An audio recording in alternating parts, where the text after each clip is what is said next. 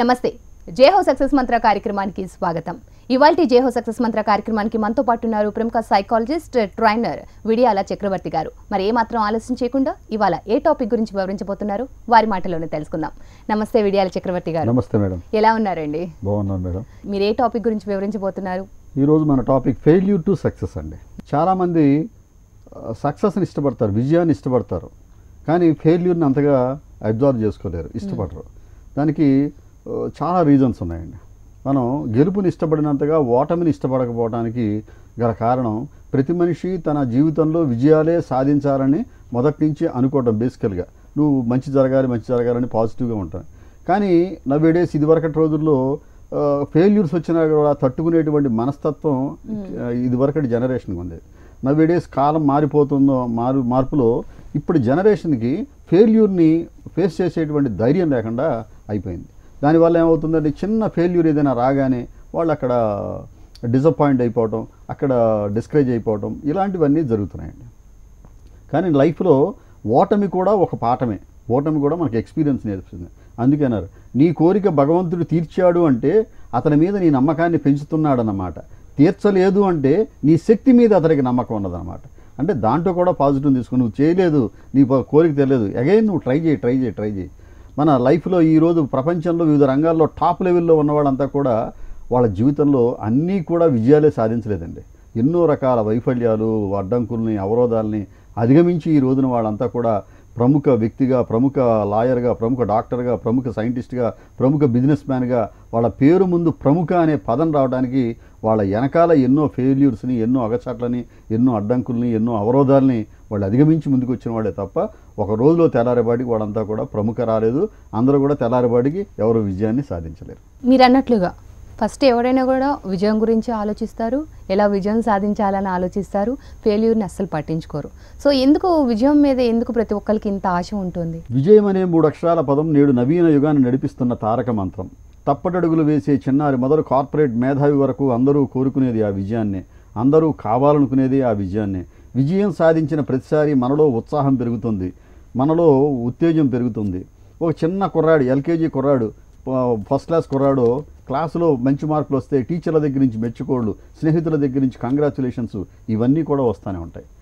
అలాగే దాన్ని చిన్నప్పటి నుంచి మనం చెప్తూ ఉండటం వల్ల దాన్ని అబ్జర్వ్ చేసేసుకుంటున్నారు తప్ప ఫెయిల్యూర్ని ఎక్కడైనా వస్తే దానికి వాళ్ళు దాన్ని ఎక్స్టమ్ కాలేకపోవడం, దాని ఇబ్బందులను ఫీల్ అవ్వడానికి వాళ్ళు ఇది అవుతున్నారండి. ఓటమి కూడా చాలా మంచిదే అంటున్నారు. సో ఓటమి ఏ విధంగా మంచిది మనకి? నవేడేస్ ఇప్పుడు గెలుపుని ఇష్టపడినంతగా ఓటమిని ఇష్టపడలేదు, ఫెయిల్యూర్ని ఇష్టపడలేదు.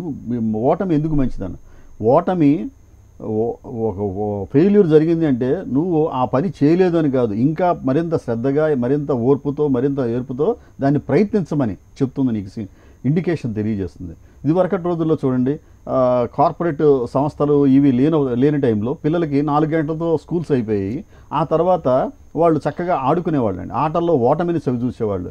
ఆ ఓటమిని చవి చూసిన తర్వాత వాళ్ళు దాంట్లో ఓడిపోయామంటే రెట్టింపు ఉత్సాహంతో మళ్ళీ నేను ఈ గేమ్ గెలవాలి, నేను ఎలాగైనా విజయం సాధించాలనే పట్టుదలతో వాళ్ళు కష్టపడి కాన్సన్ట్రేషన్గా ఆడి గెలిచేవాళ్ళు. ఇప్పుడు కార్పొరేట్ వ్యవస్థలో వీళ్ళంతా కూడా చదువులకే ప్రాధాన్యత ఇస్తున్నారు తప్ప ఆటలకు ఇవ్వటలేదు. ఆటల్లో ఓటం అనేది వాళ్ళు బేసికల్గా మర్చిపోతున్నారండి. ఆ చిన్నపిల్లల కాడి నుంచి ఇప్పుడు ఎందుకు ఇదివరకటి రోజుల్లో దాన్ని యాక్సెప్ట్ చేశారు, ఇప్పుడు ఎందుకు యాక్సెప్ట్ చేయట్లేదు అంటే దానికి కారణం ఇదివరకటి రోజుల్లో ఆటలు ఆడేవాళ్ళు, ఉమ్మడి కుటుంబాలు ఉండేవి, ఏదైనా చిన్న అవరోధం జరిగినా, ఫెయిల్యూర్ వచ్చినా వాళ్ళని ఇచ్చేస్తూ ఉండేవాడు. నవేడేస్ ఇప్పుడు దాని అంతగా పట్టించుకోవట్లేదు. ఇప్పుడు చూడండి, చాలామంది కార్పొరేట్ లెవెల్లో ఉన్నటువంటి పిల్లలు, ఐఐటీ చదువుతున్న పిల్లలు సూసైడ్ నోట్లు రాసి ఆత్మహత్యలు చేసుకుంటున్నారు. ఫెయిల్యూర్ని తట్టుకోలేదు. ఎందుకంటే నా మీద ఇంత ఇన్వెస్ట్ చేశారు, ఇన్ని లక్షలు ఖర్చు పెడుతున్నారు, నాకు మార్కులు తక్కువ వస్తున్నాయి, నేను చదవలేకపోతున్నాను, అమ్మా నేను మళ్ళీ జన్మంటూ ఉంటే మంచి విద్యార్థిగా, మంచి ఐఐటీ క్యాండిడేట్గా నేను పుడతాను, ఈ జన్మకి నేను ఇది చేస్తున్నానని సూసైడ్ నోట్లు రాసి చచ్చిపోతున్నారు. దానికి కారణం ఏంటంటే ఓటమిని యాక్సెప్ట్ చేసేటువంటి భావన వాళ్ళకి, మనస్తత్వం వాళ్ళకి లేకపోవడం వల్ల. పిల్లలకి ఫెయిల్యూర్ని, సక్సెస్ని, ఈ రెండింటినీ కూడా సమానంగా యాక్సెప్ట్ చేసేటువంటి మనస్తత్వాన్ని కనుక అవలంబిస్తుంటే ఆటోమేటిక్గా ఉండదు. ఇక్కడ ఇదివరకు పిల్లలు ఆటల్లోకి వచ్చేటప్పటికి ఎప్పుడైతే ఓడిపోతారో లైఫ్లో వాళ్ళు వచ్చిన తర్వాత వాళ్ళ లైఫ్లో కూడా వాళ్ళు గెలవాలి అనేటువంటి పట్టుదల వాళ్ళలో ఉంటుందండి. ఈరోజు చూడండి, టాప్ లెవెల్లో ఉన్నవాళ్ళు మొన్న ఈ మధ్యన అమెరికాలో కూడా ఒక మంచి టాప్ లెవెల్లో ఉండి కొన్ని కోట్ల రూపాయలు శాలరీ తీసుకునే వ్యక్తి ఒక్కసారి శాలరీ తగ్గించారట అతనికి. తగ్గించేటప్పటికి అది తట్టుకోలేక తను ఆత్మహత్య చేసుకుంటా తన భార్యని పిల్లల్ని కూడా చంపేసి అతను ఆత్మహత్య చేసి చనిపోయాడు. అంటే ఫెయిల్యూర్ని, ఆ తక్కువతనాన్ని యాక్సెప్ట్ చేయలేనటువంటి భావన నవేడేస్ ఈ కాలం జనానికి వస్తుందండి. అందుకని ఫెయిల్యూర్ కూడా, ఓటమి కూడా ఒక పాఠమే, ఓటమి కూడా ఒక మంచి గుణపాఠమే. దాని నుంచి మనం ఎన్నో తెలుసుకోవచ్చు అండి, ఎన్నో నేర్చుకోవచ్చు. కానీ విజయాన్ని అబ్జర్వ్ చేసుకున్నట్టు, యాక్సెప్ట్ చేసినట్టుగా మనం ఓటమిని మొదటి నుంచి కూడా దాన్ని ఒక భయం కింద, ఒక దూరంగా మనం పెట్టేయటం వల్ల దాన్ని ఎక్కువ మంది ఇచ్చేయట్లేదు. చూడండి, ఏ రాజకీయ నాయకుడైనా కూడా ఓటమి చదువు చూడకుండా అన్ని విజయాలు చేశారా? ఏ వ్యాపారవేత్త అయినా కూడా జీవితంలో ఫెయిల్యూర్స్ లేకుండా అన్ని సక్సెస్లే సాధించారా? ఎన్నో ఉంటాయి వాళ్ళ వెనకాల. కానీ ఆ ఓటమిని పక్కకి నెట్టేస్తారు, కేవలం గెలుపులు మాత్రమే వాళ్ళు పరిగణలోకి తీసుకుంటున్నారండి. ఓటమి లేకుండా అసలు విజయం సాధించలేమా? సాధించలేమా అంటే సాధించవచ్చు. కానీ ఇప్పుడు నడక నేర్చుకుంటున్నాం, చిన్నపిల్లడు నడక నేర్చుకుంటున్నాడు, తప్పటడుగులు వేసేటప్పుడు పడిపోకుండా అతను డైరెక్ట్గా నడిచేసేయడం, డైరెక్ట్గా పరిగెత్తడం చేస్తారా? చేయలేరు కదా. అట్లాగే ఓటమి లేకుండా ప్రతి ఒక్కళ్ళు కూడా అన్ని సక్సెస్లే సాధించడం అనేది చాలా కష్టమైన పని అండి. కానీ మెంటల్గా మనం ఏంటంటే, ఒకసారి అపజయం ఎదురైనా దాన్ని అధిగమించి రెట్టింపు ఉత్సాహంతో, మనం పట్టుదలతో కృషి చేసి మనం విజయాన్ని సాధించాలనేటువంటి భావన ఈ తరం జనానికి మనం నేర్పడం అనేది అలవాటు చేయాలండి. ఎప్పుడైతే వస్తుందో, ఓసారి ఏదో ఎగ్జామ్లో మార్కులు తక్కువ వచ్చినాయి, వీకెండ్ టెస్ట్లో మార్కులు తక్కువ వచ్చినాయి, ఇమ్మీడియట్గా వాళ్ళు కాలేజీ అంటే బోర్డమ్ ఫీల్ అవ్వటం, చదువు మానేసేవాడు. ఎందుకండి? ఎంతమంది ఈ రోజున వివిధ రంగాల్లో టాప్ లెవెల్లో ఉన్న వాళ్ళంతా ఎగ్జామినేషన్ ఫెయిల్ అవ్వలేదు, వాళ్ళు మళ్ళీ తిరిగి రెట్టింపు ఉత్సాహంతో చదివిది అవ్వలేదు. అలాగే వ్యాపారాల్లో పెద్ద స్థాయిలో ఉన్నవాళ్ళు ఒక్కసారి పడిపోయారు. మనకి ఎగ్జాంపుల్స్ ఎంతోమంది ఉన్నారు. బిగ్ బి, అమితాబ్ బచ్చనే ఆ సినిమాలో పనికిరావు, నువ్వు గడకరలా ఉన్నావు, పనికిరాలేదని చెప్పి 6 అడుగులు ఉన్నావు, నువ్వు అదే డిఫెక్ట్ నీకు అన్నారు. తర్వాత రెట్టింపు ఉత్సాహంతో అతను వచ్చాడు, మంచి యాక్టర్గా గుర్తింపు.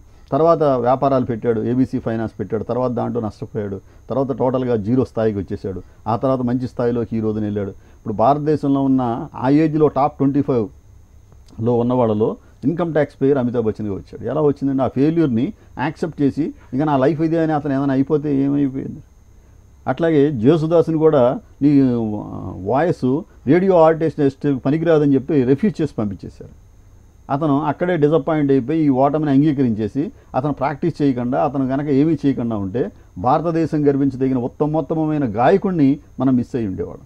వాళ్ళంతా కూడా ఆ రోజుల్లో మంచిగా ఫెయిల్యూర్ని యాక్సెప్ట్ చేసి, ఎక్కడ తప్పు జరుగుతుందో దాన్ని సాధన చేసి మరింత ఉత్సాహంతో వాళ్ళు చేసుకోగలిగారు. కాబట్టి ఈ రోజున మంచి విజయాలను సాధించి ప్రపంచం గుర్తించే స్థాయికి వాళ్ళు ఎదగటం అనేది జరిగింది.